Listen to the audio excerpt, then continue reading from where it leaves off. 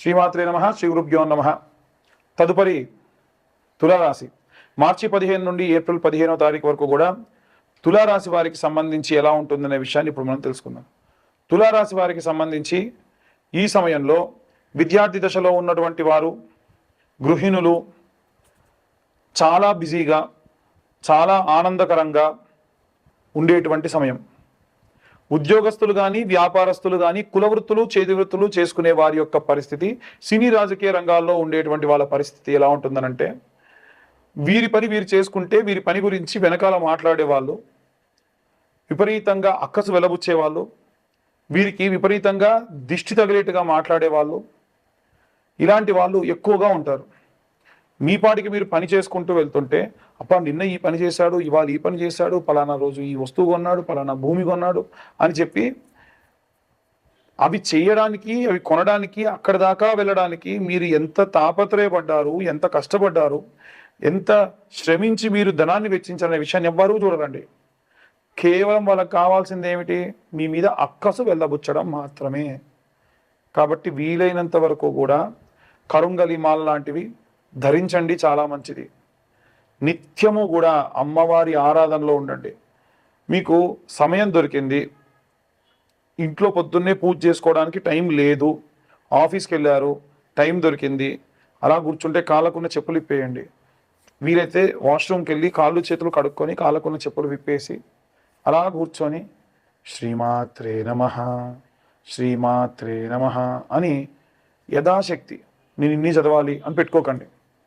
ఎందుకంటే మనం సంఖ్యాబలంతో ఏదైనా జపమాలతో కౌంట్ చేసిన దానికంటే కూడా యథాశక్తి అని ఏ మంత్రం చదివినా, పంచాక్షరి మంత్రం ఓం నమ శివాయ అనే మంత్రం చదివిన, ఓం నమో నారాయణాయ అనేటువంటి మంత్రం చదివిన విపరీతమైన ఆరా పెరుగుతుంది, శక్తి పెరుగుతుంది.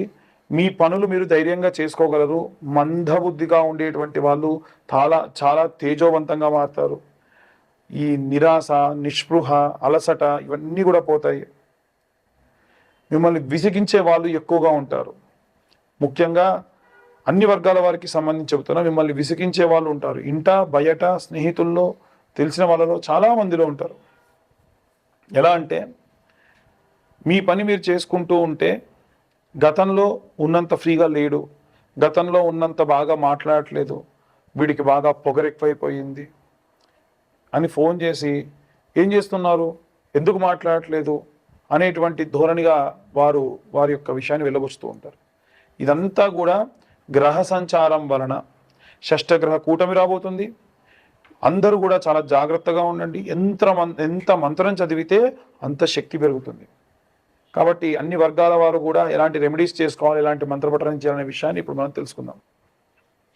అన్ని వర్గాల వారికి సంబంధించి ముఖ్యంగా విద్యార్థులు, గృహిణులు, అలాగే ఉద్యోగులు, వ్యాపారస్తులు అందరికీ సంబంధించి ఎలాంటి రెమెడీస్ పాటించాలి విడివిడిగా తెలుసుకుందాం. ఈ యొక్క సూర్యగ్రహం మీన సంక్రమణం కాలంలో విద్యార్థులు బ్రాహ్మీ ముహూర్తంలో అధమంలో అధమం ఒక్క సూర్యుడి యొక్క వారమైనటువంటి ఆదివారం నాడైనా సరే ఆవు నెయ్యితో దీపం పెట్టండి. ఆదిత్య హృదయం అనేటువంటిది ఉంటుంది, మీరు అది యూట్యూబ్లో కొడితే వస్తుంది, అది పిల్లలకు వినిపించండి.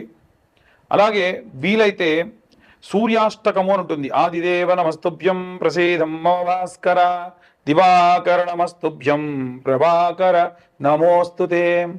ఆదివారం నాడు పిల్లల్ని ఎట్టి పరిస్థితుల్లో 9-12 దాకా పడుకోనివ్వకుండా ఉదయాన్నే లేపి వీలైతే సూర్యుడి దగ్గర, ఎందుకంటే వారం అంతా కూడా వారు పాపం ఏ సమయానికి లేస్తారో, అసలు సూర్యుడిని ఆస్వాదిస్తారో లేదు తెలియదు, కానీ ఆదివారం నాడు మాత్రం ఉదయం 6:30 నుండి 7:30 ప్రాంతం వరకు కూడా ఆ సూర్యుడి కిందే ఆడుకోమనండి. సరదాగా ఇప్పుడు నేను చెప్పేటువంటి ఈ సూర్యాష్టకం చదువుకుంటూ ప్రశాంతంగా తిరగమని చెప్పండి. దాని వలన వారికి విటమిన్ డి ఒకటి వస్తుంది, చదివినటువంటిది బాగా గుర్తుంటుంది. ఈ రెండు కూడా బాగా సహాయపడతాయి. ఇక ఇంట్లో ఉన్న గృహిణులు అభిరామి స్తోత్రం అంటుందండి, చాలా బాగుంటుంది. అమ్మవారికి సంబంధించి అభిరామి స్తోత్రం. ఈ స్తోత్రము ఈ నెల రోజుల్లో, అంటే మార్చి 15 నుండి మనకు ఏప్రిల్ 15 వరకు కూడా ఈ సూర్య సంక్రమణం, మీన సంక్రమణం అవుతుంది. కాబట్టి ఆ సమయంలో గనక చదవడం విశేషమైనటువంటి శక్తినిస్తుంది. ఇక ఉద్యోగస్తులందరూ కూడా నృసింహ కరావలంబ స్తోత్రం అని ఉంటుందండి. ఆ స్తోత్రం చదువుకుంటే మంచిది. అలాగే వ్యాపారస్తులు ఎవరైతే ఉన్నారో వారు కుబేర మంత్రం ఉంటుంది. యక్షాయ కుబేరాయ వైశ్రవనాయ చ ధనధాన్యాధిపతయే ధనధాన్య సమృద్ధయే అనేటువంటి మంత్రం ఉంటుంది. ఈ యొక్క మంత్రాన్ని పఠనం చేయడం చాలా చాలా శ్రేష్టం. ఇక మనకి ఈ యొక్క గృహిణులు, ఉద్యోగస్తులు, విద్యార్థులు, వ్యాపారస్తులతో పాటు సినీ రాజకీయ రంగాల్లో ఉండేటువంటి వారు ఉంటారు. వీరు రాజశ్యామల యాగం చేయించుకోవడం మంచిది. రాజశ్యామల యాగం కాకపోయినా రాజశ్యామల సంబంధించినటువంటి పారాయణం ఉంటుంది. ఎవరన్నా మంచి బ్రాహ్మడు ఉంటే ఆ బ్రాహ్మణ్ణి మీ ఇంట పిలిపించి ముందు కూర్చునే ముందే ఆయనకి ఎంతో కొంత దక్షిణిచ్చి కూర్చోబెట్టి, దాన్ని వరుణి అంటారు, అంటే దానం చేసిన తర్వాతకి పని చేయించుకోవడం బ్రాహ్మడితోని విధానం అనమాట. అలా వరుణి ఇప్పించి అతన్ని కూర్చుండబెట్టి ఎన్ని రోజులు చేస్తే అన్ని రోజులు, నేను 3 రోజుల్లో పూర్తి చేస్తానండి పారాయణం, మంచిది. ఏకాదశం చేస్తాం, 21 చేస్తాం, 41 సార్లు చేస్తాం, దాన్ని బట్టి సమయం ఉంటుంది. ఆ విధంగా రాజశ్యామలకు సంబంధించినటువంటి దేవతకు సంబంధించినటువంటి పారాయణం చేయించుకోండి. విశేష సత్ఫలితం ఈ యొక్క సినీ రాజకీయ రంగాల వారికి కలుగుతుంది. ఇంకా ఎవరైతే వివాహం కోసం ఎదురు చూస్తున్న వాళ్ళు, వచ్చే ఆగస్టు ప్రాంతం, నవంబర్ ప్రాంతం చాలా అనుకూలంగా ఉంటుంది. కాబట్టి అమ్మాయిలైతే వరపాశుపతము, అబ్బాయిలైతే కన్యాపాశుపతం అనేటువంటి రుద్రాభిషేకం, రుద్రహోమం ఉంటుంది. ఈ హోమానికి పూజకి కలిపి ఎవరెవరు ఒక్కొక్కరు ఒక్కొక్కలాగా ఛార్జెస్ చెప్తున్నారండి అంటున్నారు.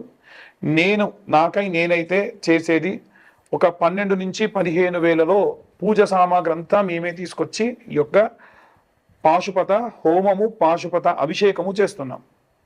ఇక ఎవరికైతే డివర్స్ కేసులు కానీ, కోర్టు కేసులు కానీ, గొడవలు కానీ విపరీతంగా ఉండి మా వల్ల కావట్లేదు అండి అనుకున్న వాళ్ళు సామూహికంగా వీలైనా సరే చండీ హోమాలు చేయించుకోండి. ప్రతి అమావాస్యకి కూడా మేమే చండీ హోమాలు చేయిస్తున్నాం.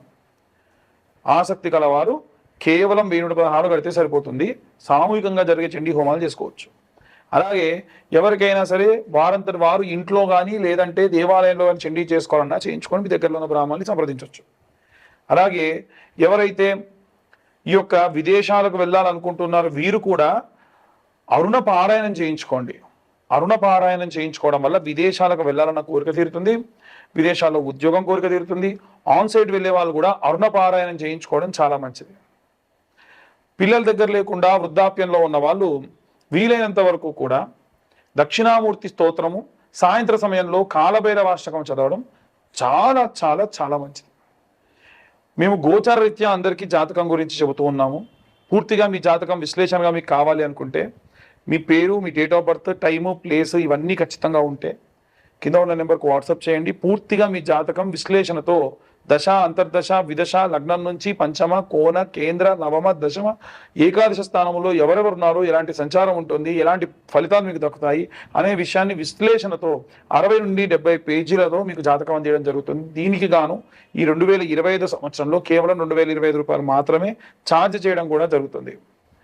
ఈ యొక్క జనులందరూ కూడా చాలా మంది నరఘోష, నరపీడితముల వల్ల ఇబ్బంది పడుతూ ఉన్నారు.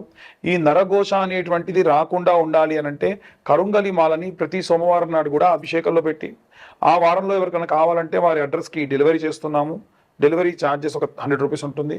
ఈ కరుంగలి మాల గోత్రనామాలు కనుక పంపిస్తే ముందుగా సోమవారం కంటే ముందు మీ గోత్రనామాలు చదివి మరీ కరుంగలి మాలకి అభిషేకం చేయించి రుద్రాభిషేకం చేయించి మీకు పంపించడం జరుగుతుంది.